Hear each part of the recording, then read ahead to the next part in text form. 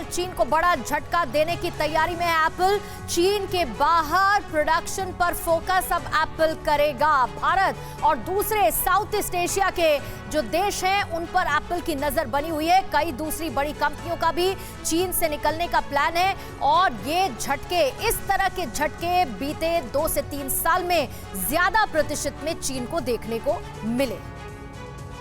Sir, जब China की बात होती है और इस तरह के उद्योगों की बात होती है तो ताइवान का जिक्र आता है। तो सबसे पहले तो आपसे ये जानना चाहेंगे कि ताइवान पर क्या इफेक्ट होगा, क्योंकि चाइना बहुत ही चालाक कंट्री है और जब इंडो पैसिफिक रीजन की बात होती है तो एक तरफ रशिया चाइना एक दूसरे के साथ हैं, दूसरी तरफ ये कंट्रीज साथ में हैं। ऐसे में क्या क्वाड कंट्रीज कोई ऐसी ठोस रणनीति बना पाएंगे जिससे वाकई कंट्रोल किया जा सके इनके मंसूबों को चाइना के? जहाँ तक ताइवान का सवाल है, दिक्कत ताइवान के साथ ये है कि ये जितने चारों देश है ताइवान को एक देश के रूप में नहीं देखते हैं, बट जहाँ की एक वन चाइना पॉलिसी के अंदर ये ताइवान को देखते हैं। लेकिन हकीकत ये है कि इन चारों देशों के साथ इनफॉर्मल रिलेशन ताइवान के साथ बहुत मजबूत है। और जब हम ये देख रहे हैं कि 24 तारीख को टोक्यो में क्वाड की मीटिंग होने वाली है, ठीक उसी समय अगर ताइवान के वायु क्षेत्र में चाइनीज़ एयरक्राफ्ट्स का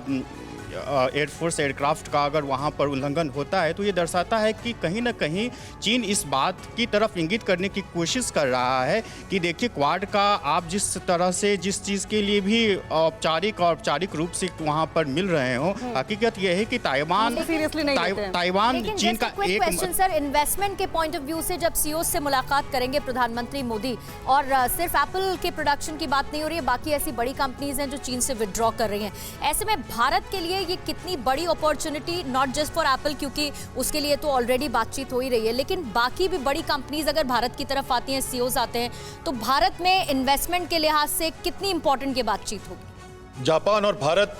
सभ्यता के हिसाब से बहुत पुराने देश हैं और हमारा एक एशियन कल्चर है, हमारी जो एशिया की जो कल्चर है मिलती जुलती है। और जब भारत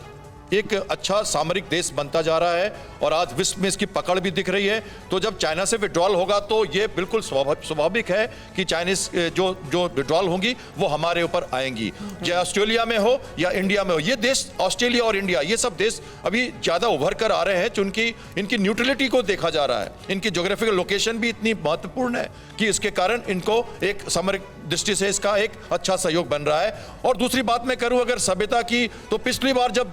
मोदी जी चाइना गए थे तो मन की चर्चा में आके उन्होंने कहा था कि जापान के क्लीनशिप, वहां के बच्चे स्कूल में खुद टॉयलेट साफ करते हैं, उसका पिक्चर भी आया था। और उसके बाद भारत में एक बड़ा स्वच्छता अभियान जो हम देख रहे हैं। न्यूज़ टॉप 9 रोज सुबह 7 बजे और शाम 7 बजे सिर्फ TV9 भारतवर्ष पर।